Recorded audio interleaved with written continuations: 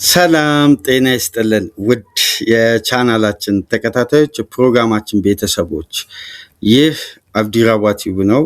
ፕሮግራማችንን ላይክ በማድረግ እንደጀምሩ ላይክ ስታደርጉ የዚህም ፕሮግራም ተደራሽነት ተደማጭነት ከፍ ስለሚያደርግ ላይካችሁ ይጠቅመናል። ላይክ እያደረጋችሁ እንድታደምጡን አዲስ ከሆናችሁ ቻናላችንን ዛሬ ለከፈታችሁ ዛሬ ማድመጥ ለጀመራችሁ ሰብስክራይብ በማድረግ የቻናላችን ቤተሰብ እንድትሆኑ የዚህም ፕሮግራም ተደራሽነት ተደማጭነት ከፍ እንድታደርጉ በአክብሮት እየጋበዝን ይህንን ፕሮግራም ከሀገር ውጭ በባህር ማዶ የምታደምጡ የቻናላችን ተከታታዮች የሁል ጊዜ ድጋፋችሁን በሱፐር ስቲከር፣ ሱፐር ቻት፣ ሱፐር ታንክስ ድጋፋችሁን ለቻናላችን እንድታበረክቱ በአክብሮት እየጋበዝን ሁለተኛ ክፍል ፕሮግራማችን እንግዲህ ዛሬ አድማጮች ባልተለመደ ሰዓት ነው ወደ እናንተ ተደራሽ እየሆን የምንገኘው። በንጋት ፕሮግራም ያልመጣ ነው እንግዲህ ከበዓል ጋር በተያያዘ ትንሽ ድካምም ስለነበር ከቤተሰብ ጋርም ቆይታችን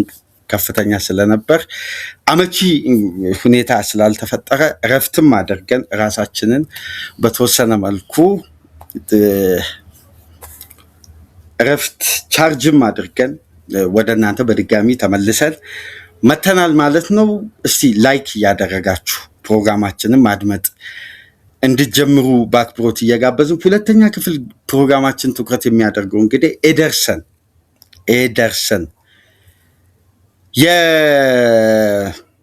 የአትላንታው ኤደርሰን ኮልትራፎርድ ደጃፍ ደርሶ ኮንትራቱን በወረቀት ላይ ለማስፈር የተቃረበው ምርጡ ብራዚላዊ አማካይ የመጀመሪያ የማይክል ካሪክ የአሰልጣኝነት ዘመን ፈራሚ ለመሆን ኦልሞስት ከዚህ በፊትም ስላችሁ ነበር ያለቀለት ጉዳይ ነው፣ የጊዜ ጉዳይ ነው ስላችሁ ነበር። የዝውውር መስኮቱ ተከፈተ። ኤደርሰን የመጀመሪያ የዩናይትድ ፈራሚ መሆኑ የማይቀር ነው። አሁን ሁሉም መመዘኛዎች አልቀው ስምምነቶች ተፈጽመው ተጫዋቹ ኦፊሻል ሜዲካል ማድረግ ይችላል፣ ግን ተገቢው የወረቀት ስራ መስራት አይቻልም። ምክንያቱም ጁን 15 ነው የዝውውር ሂደት የሚጀመረው። ኦፊሻል ሁለቱ ክለቦች የተፈራረሙበትን የፈጸሙበትን ዲል የሚያስመዘግቡበት ኦፊሻል ሰርቲፊኬሽን ቀን የሚከፈተው በጁን 15 ነው። እስከዛ ድረስ ግን ክለቦች የየራሳቸውን ቅድመ ሁኔታ አጠናቀው ህጋዊ የሆኑ ማስረጃዎችን የሚያጠናቅቁበት ሂደት የሚጠበቀው በጁን 15 አንስቶ ነው። የዚህ ተጫዋች ወደ ኦልድ ትራፎርድ መምጣት በርካታ ችግሮችን ሊቀርፍ እንደሚችል ከቀናት በፊት በነበረን ቆይታ ሰፋ አድርገን ዘርዘር አድርገን ተመልክተናል። የሶስቱ ተጫዋቾች ፎቶ ያለበትም ወደኋላ መለስ ብላችሁ መመልከት ትችላላችሁ። ይሄ የዝውውር ሂደት በበጎ በጣም በፖዚቲቭ ኮምፐንሴሽን የሚታይ ነው። ምክንያቱም ዩናይትድ ለዚህ ተጫዋች 35 ሚሊዮን ፓውንድ ሲደመር 3 ሚሊዮን ፓውንድ አድቫንስ ነው። አጠቃላይ ፓኬጁ 38 ሚሊዮን ፓውንድ ነው የሚከፍለው። በ38 ሚሊዮን ፓውንድ ይህን ተጫዋች ማግኘት በጣም ጥሩ አጋጣሚ ነው። ምክንያቱም አሁን በቦታው ላይ ዩናይትድ ከሚፈልገው ኳሊቲ አንጻር በእንደነዚህ አይነት ዋጋዎች የማግኘት አጋጣሚው ግን በጣም አስገራሚ ነው። ምክንያቱም በደንብ ከተመለከታችሁ በመላው ዓለም በተለይ በዘመናዊ እግር ኳስ ዓለም አቀፉ እንተውና በዩሮፒያን እግር ኳስ ውስጥ ከተመለከታችሁ የሆልዲንግ ሚድፊልደር ወይ ዲፌንሲቭ ሚድፊልደር የምንለው የ6 ቁጥር ካራክተር በጣም በክለቦች ውስጥ ውስን አማራጭ፣ አሁን ደግሞ ዘመኑ ከደረሰበት ያጫወት ሲስተም አንጻር በጣም ተፈላጊነታቸው ከፍተኛ ሆኖ ቁጥራቸው ግን አነስተኛ ነው። አሁን ተውት፣ በገበያ ላይ ሊቨርፑል ይፈልጋል፣ አርሴናልም ይፈልጋል፣ ማንቸስተር ሲቲ እንደውም አጥብቆ ይፈልጋል።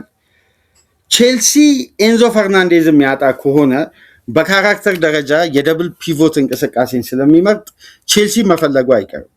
ቶትናምም ይፈልጋል። የ6 ቁጥር ተጫዋች ተውት፣ በቶፕ 6 ክለቦች መሃል በዚህ ደረጃ ይፈልጋል። ማድሪድ መፈለጉ አይቀርም። ባርሳ ብዙም ከነዚህ አይነት ጉዳዮች ጋር ስሙ ሲያያዝ አንሰማም። ሙኒክ ይፈልጋል። ግን በገበያ ላይ ያሉትን ተጫዋቾች ተመልከቱ፣ በጣም ውስን ናቸው። ስለዚህ ቢዲንግ ዋሩ ጫረታው በጣም ከባድ ነው የሚሆነው።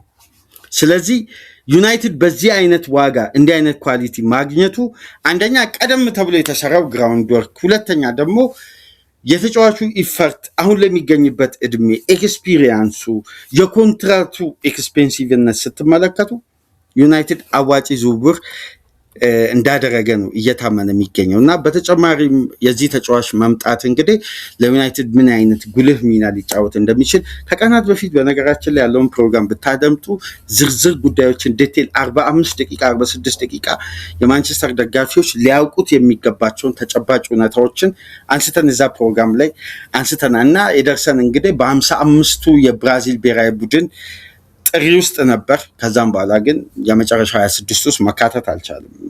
እንግዲህ ብሩኖ ጊማሬስ፣ ካሰሜሮ፣ ፋቢኒዮን ነው ቅድሚያ መስጠት የፈለጉት። የካርሎ አንጀሎቲ ጥሪ የደረሳቸው ለነዚህ ተጫዋቾች ነበር። ይሄ ደግሞ የበለጠ ፖዚቲቭ ፓርቱን ላንሳላችሁ። የዓለም ዋንጫ ውድድር ያውም በአሜሪካ የሚደረግ ኮምፒቲሽኖችን በብራዚል ደረጃ አድርጎ የሚመጣ ተጫዋች ሳይኮሎጂካሊ ካላሸነፉ የሚደርስባቸውን ጫና ታውቁታላችሁ። ሲመለሱ ወደ ሊግ ውድድር ሁሌም ይፈርታቸው ከዓለም ዋንጫ በኋላ በተመሳሳይ አይሆንም። ምክንያቱም ኤክስፔክቴሽኑ በጣም ከፍተኛ ስለሆነ ሳይኮሎጂካሊ ትችቱንም ተቃውሞውንም ከሀገሩም በመላው ዓለም የሚደርስባቸውን ብራዚላዊ ተጫዋች እንደ ድል ሲያደርጉ ሰለብሬት እንደሚያደርጉት አይደለም። ሳይኮሎጂካሊ ጠንካራ አይደሉም። ስለዚህ ይህ ተጫዋች የዝግጅት ዘመኑ ከዩናይትድ ጋር ከካሪክ ጋር ረዘም ላለ ጊዜ ነው ተጠቅሞ የሚመጣው። ስለዚህ ይሄ ደግሞ የበለጠ ለዩናይትድ አጋጣሚውን ምቹ ያደርጓል ተብሎ ይታመናል። ከዚህ ጋር በተያያዘ እንግዲህ ማኑኤል ኡጋርቴ በዩናይትድ ቤት የመቆየቱ ጉዳይ በከፍተኛ ሁኔታ ጥያቄ ውስጥ ገብቷል። ግን ከሰሞኑን አሌክስ ኮክ አንድ ዘገባ አጋርቶ ነበር። የአሌክስ ኮክ ስም በነገራችን ላይ በተደጋጋሚ ልንጠራ እንችላለን። ከዴቪድ ኦርኒስተን በመቀጠል እንግዲህ በእንግሊዝ ምድር ተጨባጩ መረጃ አሁን ላይ ከነ አሌክስ ኮክ ከነ ቤን ጃኮብስ እየተገኘ ነው የሚገኘው እና ይህንን ተከትሎ ይሄ ዘጋቢ ምን ይላል? አሁን ተጨማሪ ጊዜያትን በዩናይትድ ቤት ሴትል ለማድረግ ኡጋርቴም እያሰበ እንደሆነ ሲገልጽ ነበር። ግን ዩናይትድ ጥሩ ገንዘብ ጥሩ ክፍያ ከቀረበለት ማኑኤል ኡጋርቴን ለመሸኘት እንደሚገደድ ይጠበቃል። ይሄ ሌላኛው ነጥብ ነው። የሳንድሮ ቶናሊም ጉዳይ ለዩናይትድ የበለጠ አሁን ላይ አድቫንቴጁ የሰፋ መምጣቱን ጆአንሉካ ዲማሪዚዮ እየዘገቡ ነው የሚገኙት። የማቲያስ ፈርናንዴዝም ጉዳይ እንግዲህ ለዩናይትድ ጊዜ እንደተመረጠለት እየተሰማ ነው የሚገኘው። ስለዚህ ሶስት ተጫዋቾች ያነሳውት ሀሳብ ከዩናይትድ ደጋፊዎች ጋር እንዴት አይነት አስደናቂ ውይይት ነው ያደረግነው። ደስ የሚለኝ ጉዳይ አንድ ነገር ላንሳላችሁ። አሁን ስለ ዩናይትድ ስለ ሊቨርፑል አንዳንድ ፕሮግራሞችን ወደ እናንተ ተደራሽ ሳደርግ የሚሰጡኝ ፊድባኮች እግር ኳሳዊ አስተያየቶች ናቸው።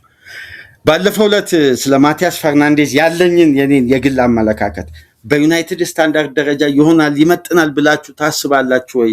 እስቲ ሀሳብ አስተያየታችሁን አስቀምጡ።